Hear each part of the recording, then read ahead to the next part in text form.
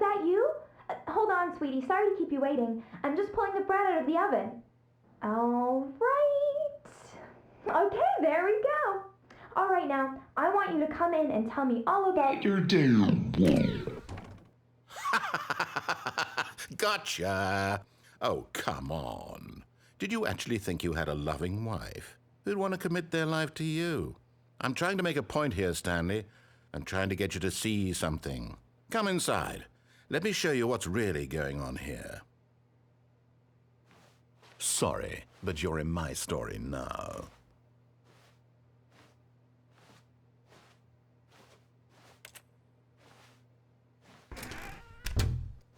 This is a very sad story about the death of a man named Stanley.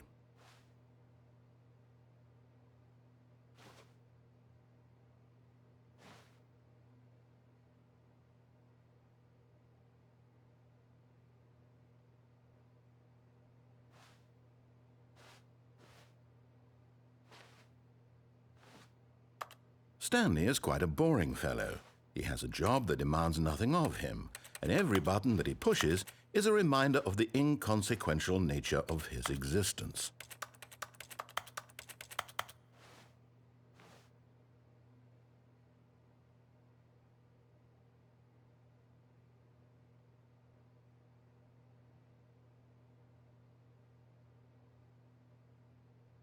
Look at him there, pushing buttons, doing exactly what he's told to do.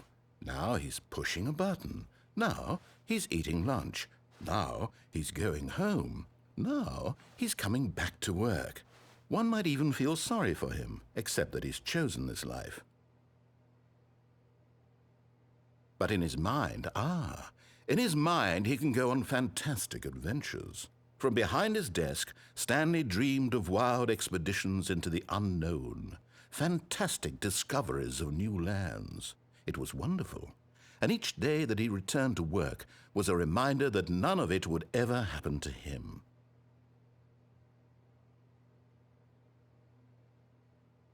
And so he began to fantasize about his own job. First, he imagined that one day while at work, he stepped up from his desk to realize that all of his co-workers, his boss, everyone in the building had suddenly vanished off the face of the earth. The thought excited him terribly.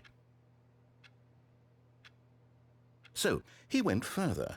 He imagined that he came to two open doors and that he could go through either. At last, choice. It barely even mattered what lay behind each door. The mere thought that his decisions would mean something was almost too wonderful to behold. As he wandered through this fantasy world, he began to fill it with many possible paths and destinations. Down one path lay an enormous round room with monitors and mind controls. And down another was a yellow line that weaved in many directions, and down another was a game with a baby. And he called it the Stanley Parable.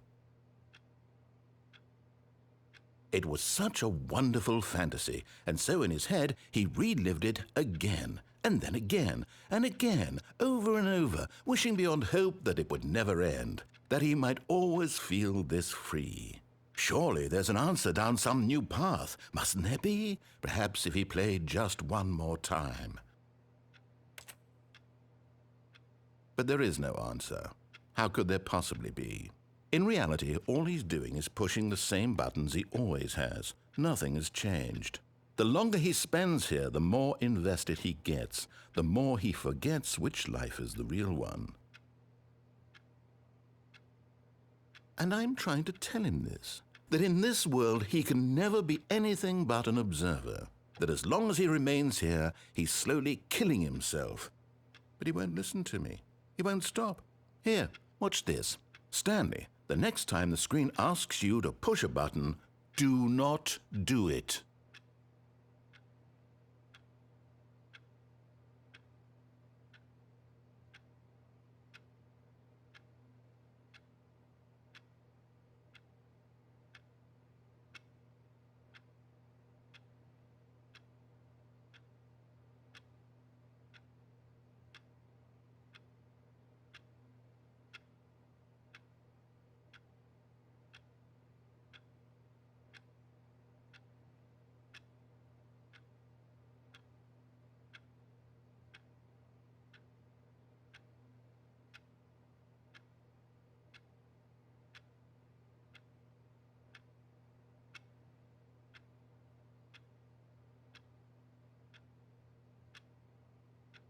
You see? Can he just not hear me? How can I tell him in a way that he'll understand that every second he remains here, he's electing to kill himself? How can I get him to see what I see? How can I make him look at himself?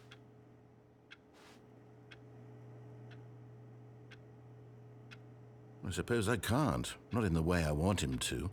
But I don't make the rules. I simply play to my intended purpose, the same as Stanley. We're not so different, I suppose. I'll try once more to convey all this to him. I'm compelled to. I must. Perhaps, well, maybe this time he'll see. Maybe this time. And I tried again, and Stanley pushed a button. And I tried again, and Stanley pushed a button. And I tried.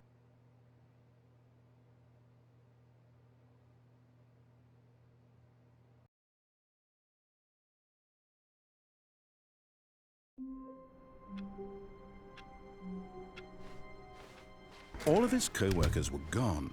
What could it mean? Stanley decided to go to the meeting room. Perhaps he had simply missed a memo.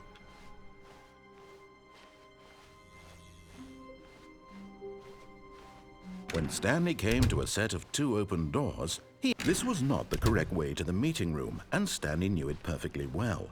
Perhaps he wanted to stop by the employee lounge first, just to admire it. And here it was, the lounge. But eager to get back to business, Stanley took the first open door on his left. Stanley was so bad at following directions, it's incredible he wasn't fired years ago. But in his eagerness to prove that he is in control...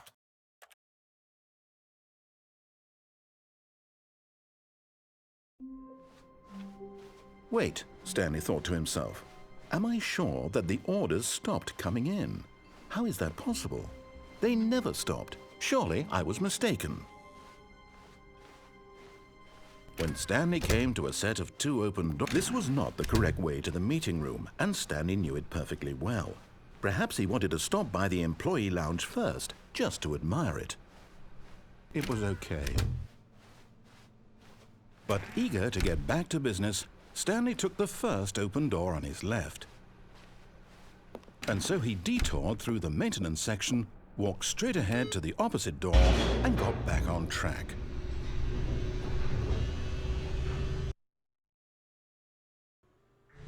But Stanley didn't want to go back to the office. He wanted to wander about and get even further off track. So now in order to get back, he needed to go, from here it's, left.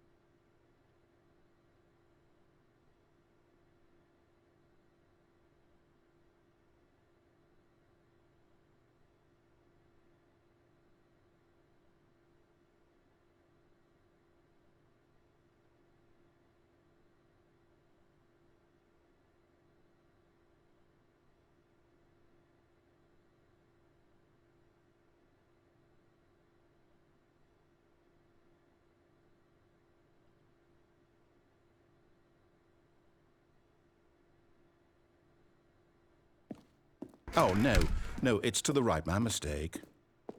No, not the right. Why would I have ever said it was to the right? What was I thinking? It's clearly... Oh dear, would you hold on for a minute, please? Now, let's see, we went down right, left, down, left, right. Yep, okay, yes. I've got it now. This story is absolutely, definitely this way.